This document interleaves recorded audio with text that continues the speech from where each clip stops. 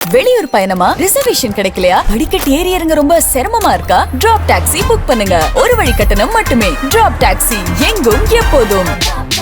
தமிழ்நாடு முதலமைச்சர் அவர்கள் கலைஞர் விரிவாக்க திட்டத்தினை இன்றைய தினம் தொடங்கி வைத்திருக்கிறார்கள். இந்த திட்டம் திராவிட மாடல் அரசின் சாதனை மகுடத்திலே ஜொலிக்கிற வைரக்கல்லாக திகழ்ந்து கொண்டிருக்கிறது. மகளிருக்கு பொருளாதார சுதந்திரத்தையும் சமூக மேம்பாட்டையும் காப்பதற்காக கலைஞர் மகளிர் உரிமை திட்டத்தை மாண்புமிகு முதலமைச்சர் அவர்கள் தொடங்கி வைத்து இதில் கோடிக்கணக்கான மகளிர் பயனடைந்து கொண்டிருக்கிறார்கள். குறிப்பாக தமிழ்நாட்டில் பொருளாதாரத்தில் பின்தங்கியுள்ள 1,14,00,000 குடும்ப தலைவிகளின் வங்கி கணக்கிற்கு கலைஞர் மகளிர் உரிமை திட்டம் மூலம் 30,838 கோடி ரூபாயை விடுவித்துள்ளார். இன்றைய தினம் கூடுதலாக 17 லட்சம் மகளிர் இந்த திட்டத்திலே பயனடைகிறார்கள். 1,31,00,000 மகளிருக்கு திராவிட மாடல் நாயகர் மாண்புமிகு தமிழ்நாடு முதலமைச்சர் அவர்கள் கலைஞர் மகளிர் உரிமை தொகையை மாதந்தோறும் வழங்குகிற திட்டத்தினை தொடர்ந்து செயல்படுத்தி வருகிறார்கள். மற்ற மாநில அரசுகளெல்லாம் இந்த திட்டத்தினை அறிவித்து எப்படியாவது நிறுத்துவதற்கு காரணங்கள் தேடி சாக்கு போக்கு சொல்லி அதையெல்லாம் நிறுத்துகிற அந்த முயற்சியிலே ஈடுபட்டிருக்கிறார்கள். ஆனால் நம்முடைய மாண்புமிகு தமிழ்நாடு முதலமைச்சர் அவர்கள் மகளிர் உரிமை தொகையை இந்த திட்டத்தினை விரிவாக்கம் செய்து இந்திய துணைக்கண்டத்திலே எந்த மாநிலத்திலும் இல்லாத அளவிற்கு இதை விரிவுபடுத்தி இன்றைக்கு மகளிருக்கு பெரும் தொடர்ச்சியாக பொருளாதார முன்னேற்றத்திற்கு வழிவகுத்திருக்கிறார்கள். மேலும் இந்த மகளிர் உரிமை தொகையினால் மகளிர் 70% கடன் வாங்குகிற நிகழ்வுகள் குறைந்திருக்கிற நிலையை இன்றைக்கு தமிழ்நாட்டிலே பார்க்கிறோம். மகளிர் உரிமை திட்டம் குறித்து அவதூறு பரப்ப அதிமுகவும் பாஜகவும் முயற்சி எடுத்த போதெல்லாம் அதிலே அவர்கள் தோற்று போய் இன்றைக்கு இந்த திட்டத்திலே அவர்களும் சொல்லுகிற நிலைக்கு இன்றைக்கு ஆளாகி இருக்கிறார்கள். மேலும் மாதந்தோறும் மகளிர் உரிமை தொகை 1000 என்பதை நம்முடைய மாண்புமிகு தமிழ்நாடு முதலமைச்சர் அவர்கள் ஒரு லட்சிய அறிவிப்பாக தமிழ்நாட்டில் செயல்படுத்தி கொண்டிருக்கிறார்கள். பொய் வாக்குறுதி என்று நிறைவேற்ற முடியாத வாக்குறுதி என்றும் எதிர்க்கட்சிகளில் இருப்பவர்கள் எல்லாம் புலம்பிக் கொண்டிருந்தார்கள்.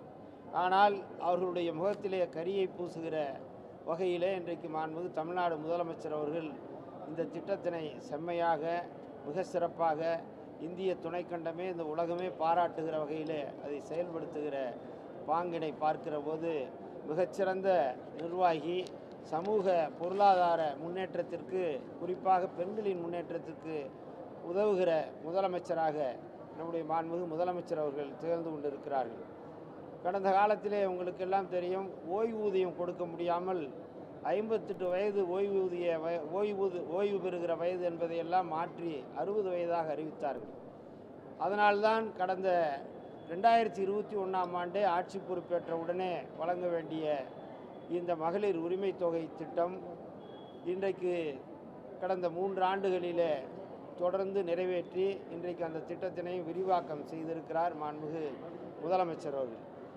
கடந்த ஆட்சி காலத்தில் பொருளாதாரம் நிதிநிலை நெருக்கடியெல்லாம் அதல பாதாளத்தில் இருந்த நிலையெல்லாம் இன்றைக்கு மாற்றி ஒரு சிறப்பான பொருளாதார வளர்ச்சியை இந்திய துணைக்கண்டத்திலே வேறு எந்த மாநிலத்திலும் இல்லாத அளவிற்கு 11.19% வளர்ச்சியை மாண்புமிகு தமிழ்நாடு முதலமைச்சர் அவர்கள் எட்டியிருப்பது பெரும் பெருமைக்குரியதாக உள்ளது.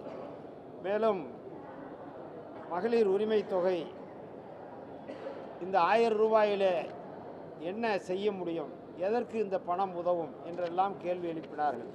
ஆனால் இன்றைக்கு மகளிர் நடைபாதையிலே வணிகம் செய்திடுகிறார்கள். அதைப்போல மீனவ மகளிர், கட்டுமான தொழிலில் பணிபுரியும் மகளிர், சிறிய கடைகளை நடத்தக்கூடிய மகளிர், அதைப்போல வணிகம் மற்றும் சிறுதொழில் நிறுவனங்களில் சொற்ப ஊதியத்தில் பணிபுரியும் மகளிர் என அனைவரும் பயனடைந்துள்ள திட்டம் இந்த மகளிர் உரிமை தொகை.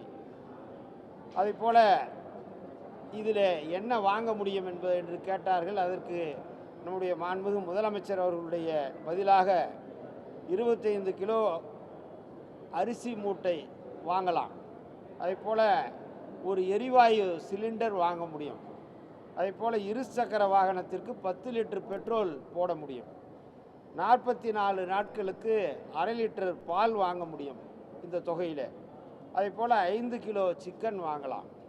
அதைப்போல் மருந்து மாத்திரைகள் வாங்கலாம். பிள்ளைகளுக்கு நோட்டு புத்தகம் வாங்கலாம். பேனா பென்சில் வாங்கி தரலாம். இப்படி அடுக்கிக் கொண்டே போகலாம். ஆக நம்முடைய மாண்புமிகு முதலமைச்சர் அவர்கள் தமிழ்நாட்டில் இருக்கிற கிராமங்களில் இருக்கிற மகளிருக்கு பொருளாதார தன்னிறைவு பெறுகிற வகையில் இந்த திட்டத்தை செயல்படுத்துகிறார். மேலும் இது தன்னிறைவு பெற்ற மாநிலமாக திகழ்வதாக பொருளாதார நிபுணர்கள் பாராட்டுகிற ஒரு நிலை ஏற்பட்டிருக்கிறது. ஒன்றிய அரசு பல்வேறு நெருக்கடிகளை தமிழ்நாடு அரசுக்கு தந்து கொண்டிருக்கிறது, எல்லோருக்கும் தெரியும். ஆனால் இங்கே நாம் வழங்குகிற நிதியில் 29 பைசாவை தான் வழங்குகிறார்கள். இப்போது உத்தரப்பிரதேசம், பீகார் போன்ற மாநிலங்களுக்கெல்லாம் அதிகமாக வழங்குகிறார்கள். அதேபோல் ஜல்ஜீவன் திட்டத்திற்கு தமிழ்நாட்டிற்கு தர வேண்டிய 3407 கோடி ரூபாய் நிதியை தர மறுத்திருக்கிறது ஒன்றிய அரசு.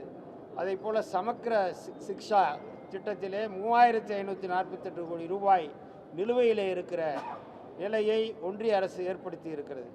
மகாத்மா காந்தி கிராமப்புற வேலைவாய்ப்பு உறுதியளிப்பு திட்டத்திலே 1290 கோடி ரூபாயை தராமல் மறுக்கிறது ஒன்றிய அரசு. இப்படி நிரம்ப மறுத்து இருக்கிற சூழ்நிலை இருந்தாலும் கூட நம்முடைய மாண்புமிகு முதலமைச்சர் அவர்கள் இந்த திட்டத்தை மகத்தான மக்கள் பாராட்டுகிற திட்டமாக செயல்படுத்தி கொண்டிருக்கிறார்கள். அதேபோல் நீங்கள் எல்லோரும் அறிவீர்கள், பிரதம ஆவாஸ் யோஜனா என்று நகர்ப்புற வீடு கட்டும் திட்டத்தை ஒன்றிய அரசு அறிவித்தது. அதில் 10% நிதியினை தான் ஒன்றிய அரசு தருகிறது. மீதி இருக்கிற 90% நிதியினை மாநில அரசு, தமிழ்நாடு அரசு அதில் செலவு செய்து வீடுகளை கட்டி நம்முடைய ஏழை எளிய மக்களுக்கு வழங்குகிற மிக அற்புதமான திட்டத்தினை நம்முடைய மாண்புமிகு முதலமைச்சர் அவர்கள் நிறைவேற்றி கொண்டிருக்கிறார்கள். மற்ற மாநிலங்களில் பயனாளிகளை குறைக்க முயற்சி செய்கிறார்கள். ஆனால் தமிழ்நாட்டிலே அதிகரிக்கிற முயற்சியிலே இன்றைக்கு நம்முடைய மாண்புமிகு தமிழ்நாடு முதலமைச்சர் அவர்கள் வெற்றி பெற்றிருக்கிறார்கள். எனவே மகளிரை, லட்சக்கணக்கான கோடிக்கணக்கான மகளிரை நீக்குகிற பணியிலே மற்ற மாநிலங்கள்லாம் ஈடுபட்டிருக்கிற போது இன்றைக்கு 1,31,00,000 மகளிருக்கு இந்த திட்டத்தினை செயல்படுத்துகிற மாண்புமிகு முதலமைச்சர் அவர்களுடைய மகத்தான திட்டத்தை இன்றைக்கு மக்கள் பாராட்டுகிறார்கள், வாழ்த்துகிறார்கள்.